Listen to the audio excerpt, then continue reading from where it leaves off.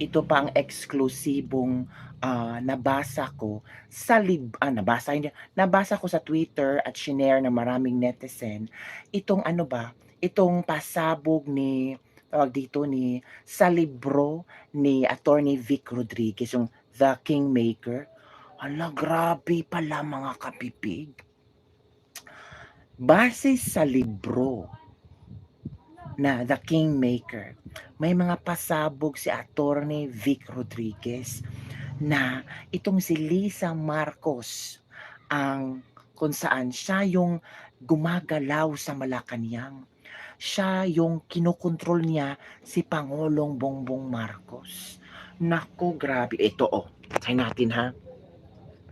Yan mga kabibig parte yan sa libro ni sa The Kingmaker ni Attorney Vic Rodriguez Lisa Meddling Ways. To deal with them was too naughty, if not miserable, because she was the president's wife. Rodriguez had to deal with her. Things being the way they were, he had to deal with her, but not the way she wanted it to be. She was not his boss, he said. That because of the root of the friction between Rodriguez and Araneta Marcos. He followed Marcos. He believed he owned him for good counsel, especially on good governance. He would propose names for possible appointments and let Marcos evaluate this and describe for himself. She wanted her own recommendations. Hala, appointed to sensitive positions in the government such as Bureau of Customs, PAGCOR, BIR, PCSO, and other revenue-generating agencies. But the president had rejected all this. Marcos and Rodriguez would just shake their hands where they heard her talk. Well, in the beginning, when Marcos asked Rodriguez to draw the list of names, ito na makabibig. For different cabinet posts, his wife wanted to take part in it. Allah. And when Marcos rejected her participation, Araneta Marcos would set her sights on her husband's most trusted man. The palace staff would often receive word in the morning that the president and his wife would figure in a screaming match the night before. All because of his refusal to heed her advice, especially on palace appointments. Hala, so totoo pala yung chika na itong si F. Elisa Marcos ang dapat masunod sa lahat ng mga appointments. Noong una, si Attorney Vic at si Pangulong Bongbong Marcos maganda ang kailang ugnayan, ang kailang communication, tapos si Attorney Vic talagang binosisi talaga kung sino ang dapat ilagay sa kabinete. Pero itong si F. Elisa, may mga pangalan na, lalo na dito sa in revenue generating agencies na dapat kung sinong ina-appoint, kung sinong gusto ni Lisa Marcos, dapat masunod. Kasi pag hindi masunod, nako, away ang mangyayari. The palace staff would often receive word in the morning that the president and his wife would figure in a screaming match the night before. All because of his refusal to heed her advice, especially on palace appointments. O, diba? Paano na yan? Mga ebidensya na. May librong nagsasalaysay sa kung anong nangyayari sa loob ng Malacanang. Hala, so it means totoo ang istorya na si Lisa Marcos ang nagkokontrol sa lahat. O dito di ba? Dito pa lang. So don't tell me yung mga nasa palasyo, the palace staff will not talk about this. Natural. May mga alam yan. Pero dapat sekreto lang. Ito pa.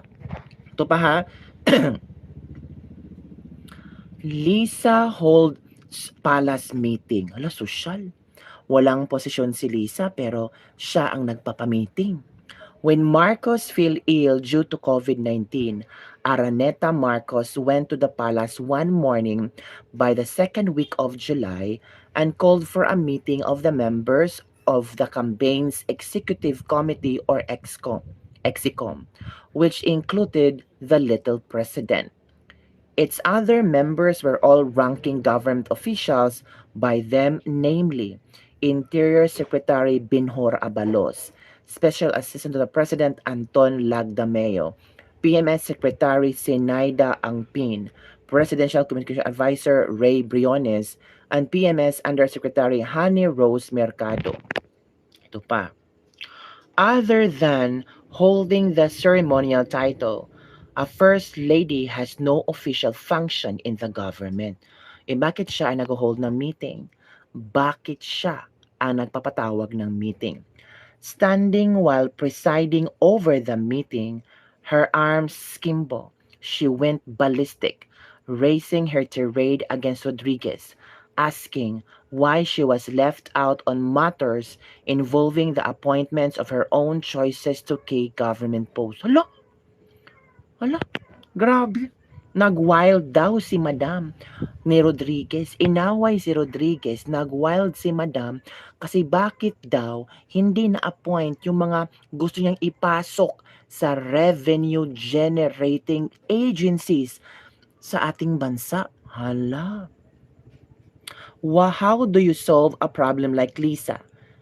That triggered another heated exchange, this time between the First Lady and Executive. Hindi ko raw sinusunod ang First Lady, said Rodriguez, recalling a Marcos household staff meeting, telling him, hala, grabe no, nagpatawag siya ng meeting, tapos nag-wild siya dahil yung mga gusto niyang i-appoint sa revenue generating agency sa Pilipinas ay hindi na-appoint. Sino bang ESD dyan na hindi magre-resign kung ganitong klaseng First Lady ang anong tawag dito ba?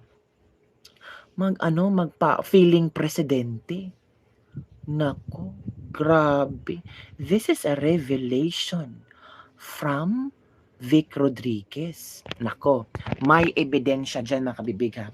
Hanapin ko ang video ni sino dito? Ni Pebbles Tarakera kasi may ito ha. Tingnan natin mga kabibig ha. Ito yung video kung saan ito ha. Ito yung okay, ito. Wait for a while ha. Ito yung video kung saan it will support sa sinasabi ni Attorney Vic Rodriguez na talagang kung saan si Unanay or si Lisa Marcos ang dapat makakaalam sa kung sino ang dapat i-appoint niya. O ito ha, panoorin natin. Panoorin nyo ha. Kaloka, ito yung ebidensya. Nasulat kamay lang, special list of applicants, diba? Sulat kamay ni Unanay. Kaloka. Hala. Siya lahat. Mga ebidensya. Hala. Kaloka, ito yung ebidensya. Nasulat kamay lang, special list of applicants, diba? Sulat kamay ni Unanay. Kaloka. Siya lahat. Hala. Kaloka, ito yung ebidensya.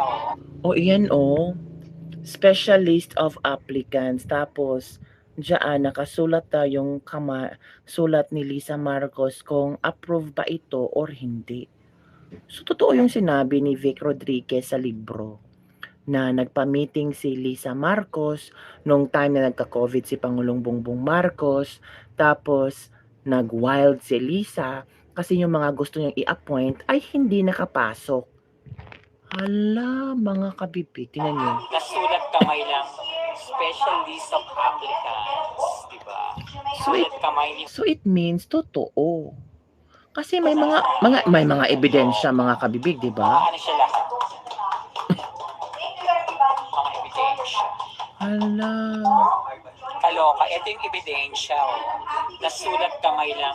Special list of applicants. Diba? Hala, mga Sulat kamay ni kabibig. Grabe. May ebidensya si Attorney Vic Rodriguez, so hindi makakatanggi si F. Eliza Marcos tungkol dito. Di ba mga kabibig? Kasi pag walang ebidensya si Attorney Vic Rodriguez, pwede natin sabihin na gawa-gawa lang ni Attorney Vic Rodriguez itong sinasabi ito. Itong part na ito kung saan ito this part na standing while presiding over the meeting, her arms skimbo, she went ballistic, raising her tirade against Rodriguez, asking why she was left out on matters involving the appointments of her own choices to key government post. So it means, tama ang sinulat dito kasi may video, may mga papeles si Attorney Vic Rodriguez na talagang ebidensya na she's going ballistic. She went ballistic knowing na galit siya kapag yung gusto niyang i-appoint ay hindi ma-appoint. Totoo. So ngayon, sino ang nagsasabi ng katotohanan? Kasi sabi ni Lisa na hindi ako nag-a-appoint, wala akong power dyan. Bakit meron kang nagpapalas meeting? Tapos galit na galit ka na sinabi ni Rodriguez na yung mga, anong tawag dito, yung mga na gusto mong i-appoint ay hindi na-appoint. Diba mga kabibig? Nako. Ang daming revelasyon sa libro na The Kingmaker. Mag-ano kayo? Bumili kayo para mas marami kayong malalaman ng mga sikreto na talagang nakakawindang mga kabibig. O eto na ang susunod nating pag-uusapan. Ito ha. Hello, Erlinda. Salamat sa panunood. Lasingger talaga si Kokak from Nilda. Eva Guapa, Mao. Sobrang haba ng gown. Tapos bugat kaayo ang butod. Kayo talaga. Ito na ang susunod nating bigyan. Shout out. Hello. Ito ang susunod nating bigyan ng reaksyon. Mabahong bigas sa bagong Pilipinas.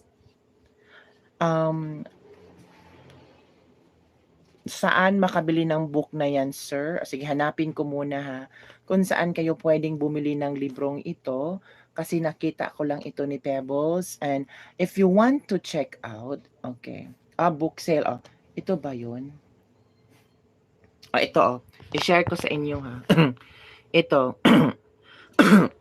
Victor de Rodriguez Kingmaker, the hard copy by Jerry Lee Rao. Book sale inquiry. Sige, paki-screenshot po. Book sale inquiry. Nakita ko lang ito ni Pebbles Talekera. Yan po. Ipopost ko kung saan kayo maka-order ng book. Paki-SS lang po agad ta. Tinagda ng FB and post about the libro. Ito na po. Ito na. Sige. Screenshot nyo. Okay. Ano nyo dyan. You will soon be announced the details. Yan. Diba? Okay na ba? Good evening. We'll be watching from Morocco. Nag-like na po, salamat Don Cabral. Sa hindi pa nakapag-like, please don't forget to like this video. So sa gustong umorder ng The Kingmaker, yan po ang kung saan nyo galing po yan ni Pebbles Talakera. Okay? Kingmaker, the hard copy by Jerry Lirio. Diba? Like na po ba? Okay, so tignan nyo lang po. Sige, okay na ba? Okay. Ito na